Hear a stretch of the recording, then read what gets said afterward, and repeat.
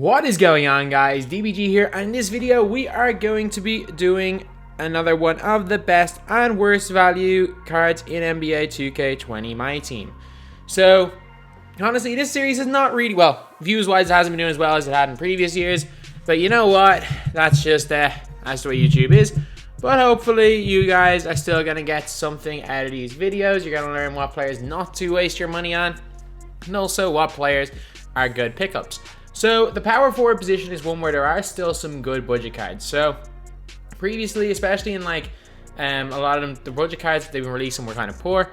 And for the two-guard position, honestly, Norman Powell would 100% be in the list.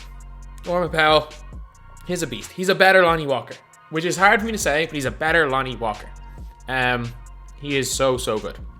But anyway, kind of off point.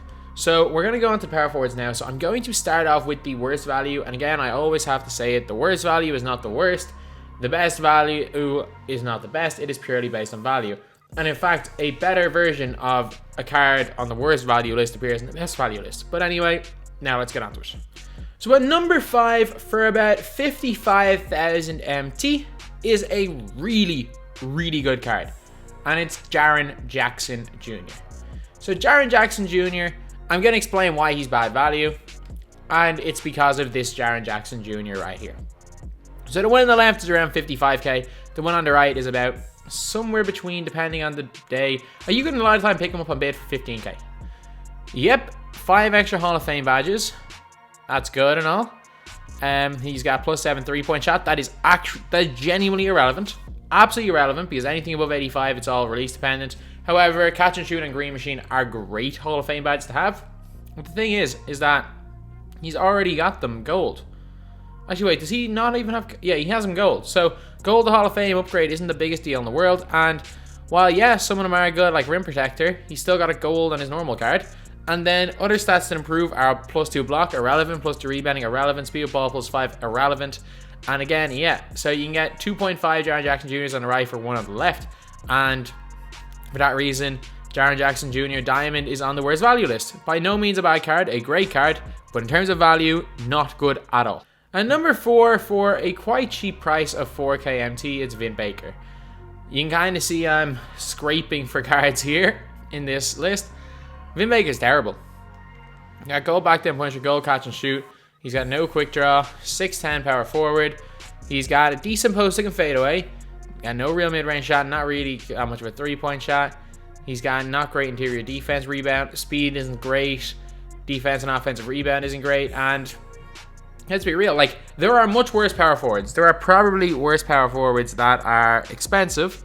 But I'm just putting in VIN Baker here because basically he's the first one of them that I found that was just kind of ridiculously overpriced for no reason. And people may consider using them. Like, I know I could put in like some gold cards, or I could put in any of the silver cards that are expensive, but no one will ever look at those cards for heat check cards.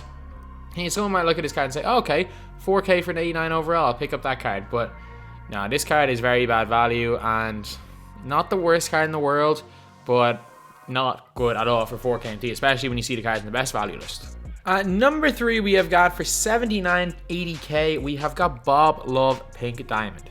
So this card right here is a 6'8" power forward, 90 offensive overall, 96 defensive overall, 4 defensive badges. Like, those defensive badges are good. Don't get me wrong, they are definitely good. Relentless finisher, post spin, ignition, drop stepper. You got some good badges. However, he's 80k. 80k. He's got an 82 3 ball with one of the worst releases in the game. He's got terrible ball handling stats. Sure, he's got good defensive stats, but you know, like, obviously he's not going to be guarding many people in the post with the fact he's 6'8". But 89 block, 85 steal, 85 perimeter defense. Like, if you compare that to someone like AC Green, it's almost identical. Like, yeah, I know he's got the badge advantage and the speed advantage over AC Green, but like, honestly, AC Green with quick draw is probably going to feel better. Not that he probably is. AC Green does feel better. I would rather use AC Green than Bob Love, to be completely honest. Bob Love is just not very good. I've tried to use him in game plenty of times. I've used him for gameplays. I've used him in squads. He's not the worst guard in the world, but again, he's 80 freaking K. He is not worth it at all. And at number 2 for 30 KMT is a card that, honestly, I was going to put this guy at number 1. You could probably argue this guy is number 1. Because literally, for, I'd say, 5k extra, 5 to 10k extra, you get one of the best cards in the game of this exact same player. We are going with current moments, not moments of the week, Siakam. So, overall, 89.90. 89.90. 7 gold badges. Only 7 gold. No gold quick draw. No quick draw. He's got an okay 3-ball. No mid-range. No post-game. Okay dunk. Terrible ball handling stats. Terrible block of 56. Terrible steal of 30. Defense of ratings are meh. Okay speed and acceleration. Not good speed with ball. He's got 70 strength, so he's weak. And his lateral quickness isn't great of 78. So, if you go to Pascal Siakam Diamond, and you look at moments of the week 6, I think, and suddenly, like this one here, maybe he is a little more expensive. 35k no bids with 8 minutes to go. Even for 14k extra, I picked mine up back when he came out for like 32k. Still, you're going to be able to pick him up on bid for 35k without question. And this Siakam right here, unlike the other one with like 9 gold badges, like 35k, so 5k difference in the buyout. The other one has 9 gold. This one here has got 7. So the other one has 7 gold. This one has 7 Hall of Fame. Like, this is one of the best cards in the game to use. Like, defensive leader, clamps. He's got quick draw. He's got good stats, good 3-ball, good dunk. He's got good block steals. Defensive overall stats are unbelievable. He's like a way better Bob Love. Great speed, speed, ball, and acceleration. And actually, I changed my mind. Because of the fact that this card exists for 5k extra, and it's literally the same player, the Diamond Siakam is number 1. I'm going to go over number 2 right now. So what originally was number 2 and is now number 1 is Maurice Lucas. He is around 85-ish KMT, and this guy is bang average. Like 4 Hall of Fame badge, post move, lockdown, and rim protector, and intimidator are all good ones. 23 gold badges. He's got quick draw. He's got defensive leader. He's 6'9" power forward. He got a good enough post game. All right mid range, no 3-ball, decent dunk. He's got a decent block steal, good interior defense, good rebounding. He's slow, 90 strength, and he's just so average. He is just so average. Like, compare him to Amare. Amare does almost everything better than him, except for obviously defense. But I don't know. He's just, I've used him a few times. He just does not feel good. He's and it's not like he even feels like he's the same type of defender as a Bob Love. He's not as good in perimeter defense. Hence why I have him at number 2 here, slightly ahead of Bob Love, and he's a little bit more expensive. But the more I think about it, the more I realize that Siakam, without doubt, deserves to be number 1. Now we're going to go on to the best value. At number 5 of the best value list for 8k MT is AC Green, a guy that we compared Bob Love to, and I honestly would take AC Green over him. AC Green is fantastic.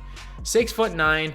He's got 17 gold badges. Defensive leader is good. Back down punisher good as well. Quick draw.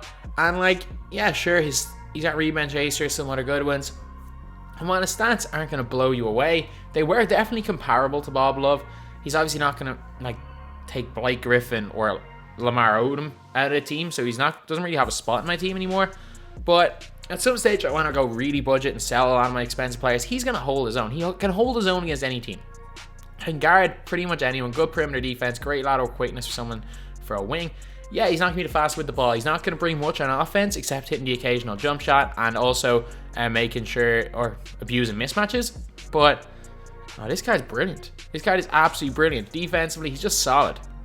He's just a better version of like, I know, a Jonathan Isaac card.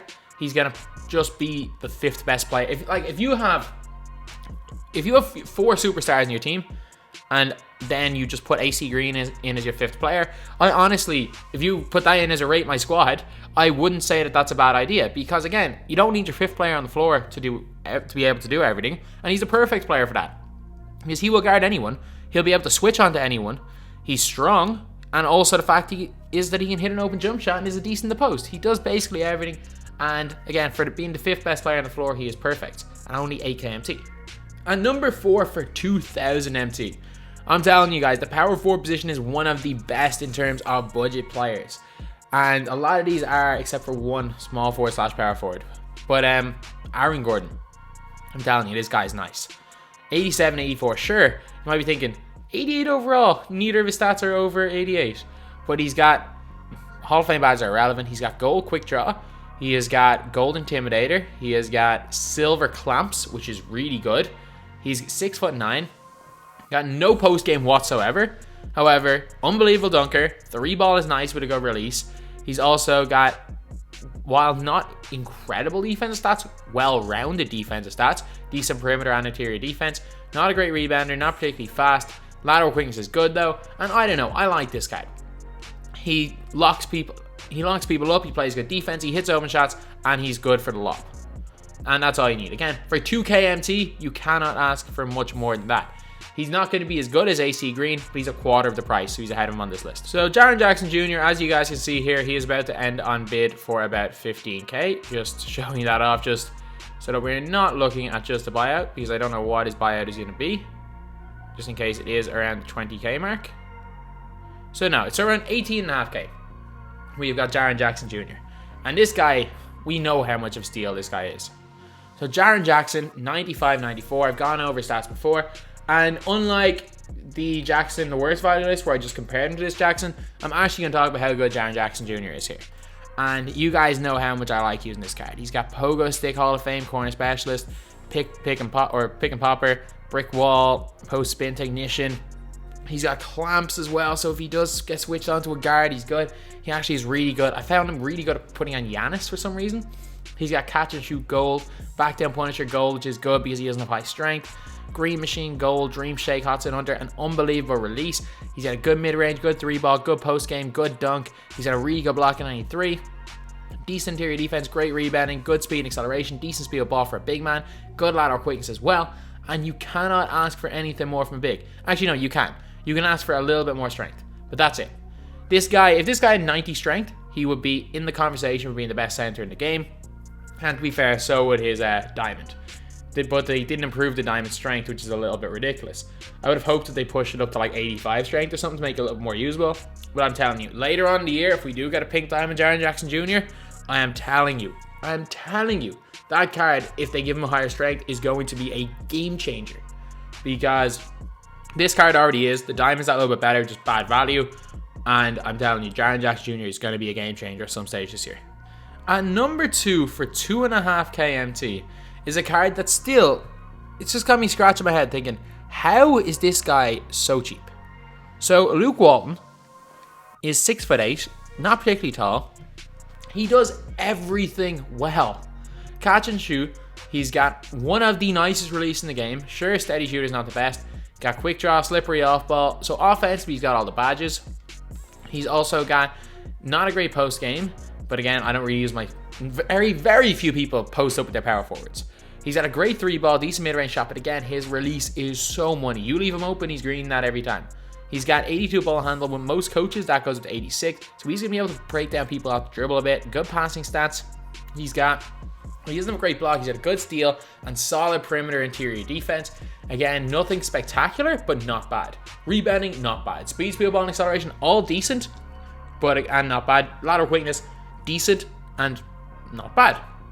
He is a jack of all trades guy who is a sniper. He's like, imagine Aaron Gordon with a much better release. Without the dunk, but complete sniper. And I would take a sniper over a dunker any day. Is he the best card in the world? No. Is he a guy that you can put in as the 5th best player on your team, and if teams leave him, can go off for 15 points on any given game? While most games just chipping in with a couple of points here and there, just hitting open shots and being a solid player? Yes. He can act as a secondary ball handler.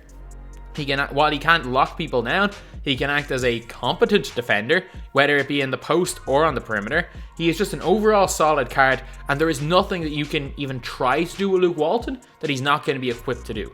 He's, again, can be a secondary ball handler, can be a shooter, can run the point at times if you need to, can defend while not locked down, can be a solid defender, moderately good rebounder, And he's one of those players that if you get a rebound with him, you don't have to pass it out. You can push the floor with him. He's just overall solid player, and he must buy for anyone who's on a budget. Still to this day, I cannot believe he's still 2.5K. This guy was a steal at that price a couple of weeks ago. I know he was cheaper when he first came out.